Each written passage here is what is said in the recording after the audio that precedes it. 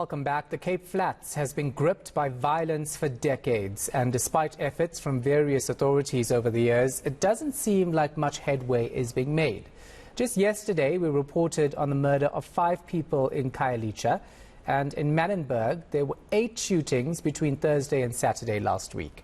An imbizo was held yesterday, where authorities heard from communities.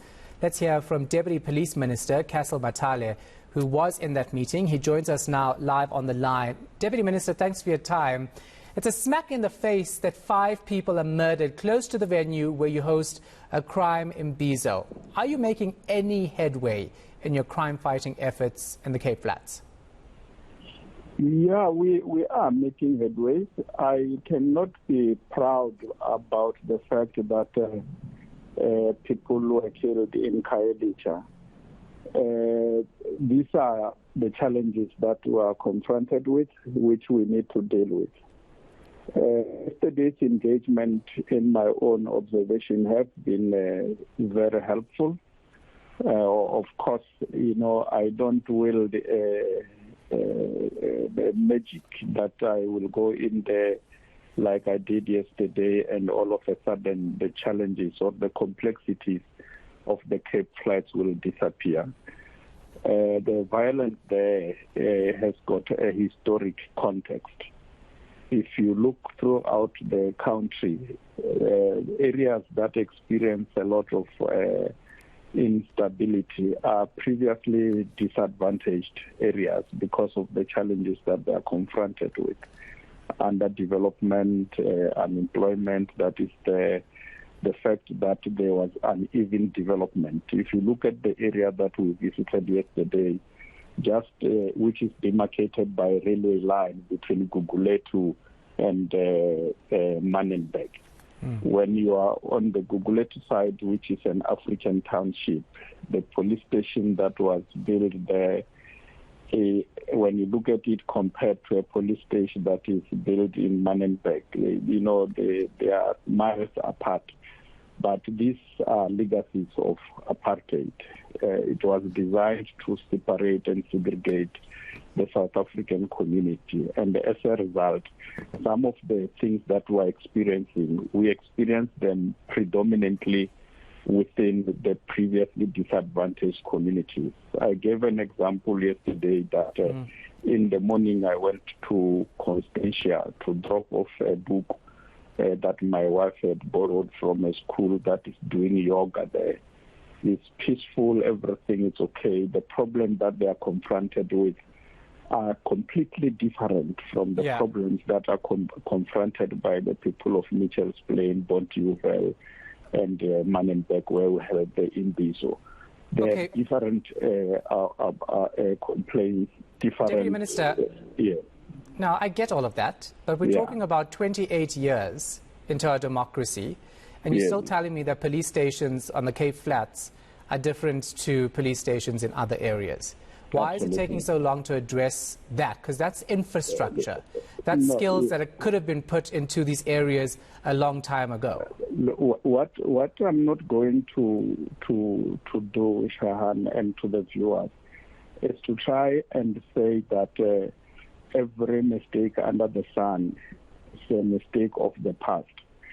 I'm not going to do that. But equally, I will not want yourself and your viewers of your channel to have an impression that apartheid did not create the problems.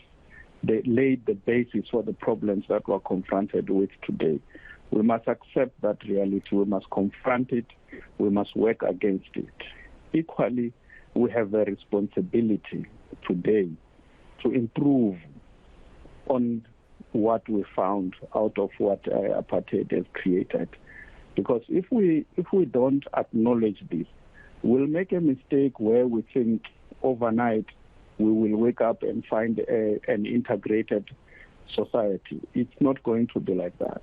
Non-racialism that we are fighting for is not going to happen overnight. Even when we started in 1994, there was no illusion that in 24 years' time we will be living in a different environment.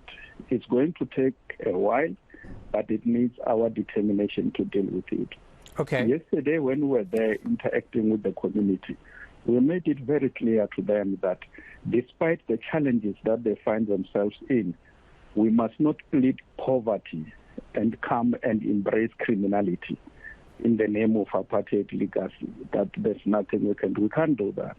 We must rise up, work together between the community and the police. It is only through working together, Shahan, that we will defeat criminality. Communities must stand up, must be part of the programs of fighting crime through CPF and community sensitive forums in an integrated approach, working with provincial government and the local municipality in the Cape Town situation. We've heard this for years.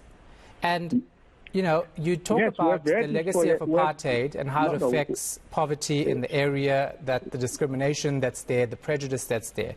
But I'm asking you a question about the headway, because you said you've made headway. Why is it that this area is still a gangster's paradise? Why have proper police stations not have been built as yet to deal with crime? Why haven't more police officers been deployed already to these areas? I thought we must have a conversation. No, you've been talking for a very long time. I'm sorry, I've been very polite. I've let you explain so far what you are dealing with, and I'm asking you for what headway you've made and why certain things haven't been done, which is well within your reach as the South African Police Service. The issue of Manenberg is not a police station. You can expand the police station or put in more police officers there. That's not going to solve the problem of unemployment that is there. That is not going to solve the problem of the spatial development that is in the area. When I say we have made inroads, I mean it in the context of saying to the community and the community saying to us, let's work together. The realization to work together between the police and the community is such an achievement in itself, because if there is no working relationship between the community and the police, there is no way you can fight and defeat crime. We need collaboration, and I'm saying we are making progress because there is realization from both sides that let's work together and let's improve our services as the police. That realization was made. Communities complained that when they go to the police station, the reception they receive is not appropriate. The attitude of some of our officers. Not all officers have an attitude, but there are those officers who are not helpful. And we are saying to our community, give us the names of officers that will treat you so that appropriate steps can be taken against those officers, because ours is a service and our officers must provide the service. I mean, I've heard this before. I've heard it from police station commanders. I've heard it from you. I've heard it from the police minister. You ask the community to work with you over and over again. You come to an agreement, but we're still talking about the Cape Flats being a gangster's paradise where gangs are shooting at each other, innocent people are dying, and then you have mass shootings where gangsters are also killed. And we're talking about the same thing for so many years. I've been a journalist for at least 18 years, and I'm talking about the same thing with several ministers who have taken up these positions. So the progress you talk about, maybe it's happening, but it's obviously not fast enough because deaths continue. I agree with you. It's not happening fast enough, but we must continue. We must never reach a stage where we say that we can't improve beyond where we are. Even if I go, somebody comes, they will still talk about this, because there is no way in the world that you can fight crime and succeed without collaboration with community members. As we speak, the people who shot and killed people in Manenberg have been arrested. Of course, there are further investigations, and this happened because of the collaboration that I'm talking about.